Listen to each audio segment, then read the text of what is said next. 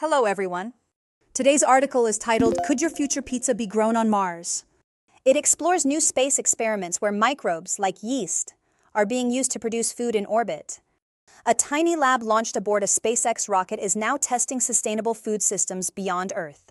From vitamins to vanilla ice cream, the goal is to create meals without resupply missions. Let's see how space biotech could change both future missions and dinner as we know it. Let's pause for a moment before we move into the article. Stories like this stretch our imagination and challenge what we think is possible. They make us consider how technology might shape basic human needs, like food, in extreme environments. This brings us to our theme, food, tech, and survival beyond Earth. Space missions used to focus only on survival, freeze-dried meals and ration packs. Now sustainability and nutrition are becoming priorities for long-term space travel. Creating food in orbit with microbes is not just a science project, it's about independence and adaptation. Such innovations may also solve food security issues here on Earth. In the long run, what we grow in space could reshape our values around food, nature, and technology. Do you think food grown entirely in space can ever feel natural or satisfying to people? For many people, food isn't just nutrition, it's memory, culture, and comfort. A lab-grown burger might be impressive, but would it replace a home-cooked meal? That's the real challenge. Emotional satisfaction matters, especially during long missions far from Earth. Still, science is changing what we consider natural. Fermented foods, for example, are already made using microbes, just like these space experiments. If the texture and taste improve, people may gradually accept space-grown food as real food. It might take time, but necessity often changes perception. When survival depends on what you grow, your definition of delicious may shift too. Now, to understand this article better, we need to familiarize ourselves with key vocabulary. We'll go over 3 important expressions, learn their meanings, and see them in action with example sentences. Let's start with microbe. It refers to a microscopic organism, such as bacteria or yeast, that is invisible to the naked eye. In the article, microbes are used to produce food in space by generating nutrients like protein or flavor compounds.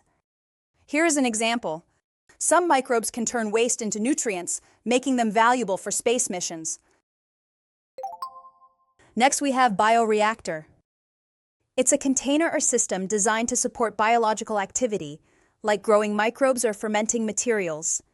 In the article, researchers are using a small bioreactor in orbit to cultivate yeast and produce edible ingredients.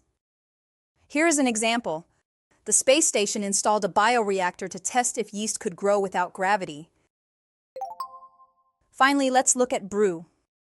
This verb usually means to make a beverage like beer or tea by fermentation or steeping.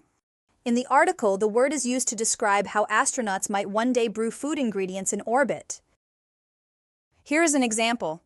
Instead of bringing food from Earth, astronauts could brew sauces and proteins using microbes.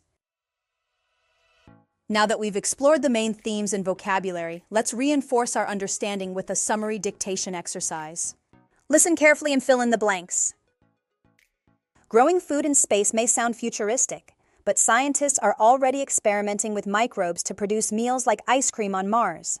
A compact lab recently launched aboard a SpaceX rocket, testing yeast-based systems for sustainable space nutrition. This tech could also combat food shortages on Earth. For Korean students interested in biotech and space, the project suggests exciting possibilities, like cultivating kimchi on the moon or fermenting burgers in orbit. Let's check the answers and review what each word means. The first answer is experimenting. It means trying something in order to study the results. The second answer is yeast. It's a type of microbe commonly used in fermentation. The third answer is food shortages. This phrase refers to not having enough food available. The fourth answer is possibilities. It means potential options or exciting future opportunities. The fifth answer is in orbit. It refers to being in space, moving around a planet in a continuous path. Well done, everyone. We've explored how microbes, bioreactors, and brewing technology could help astronauts grow food in space. This lesson also raised bigger questions about sustainability, culture, and innovation. Now here's something to think about for our next session. If you could create any space-grown food, what would it be and why? See you soon for our review session.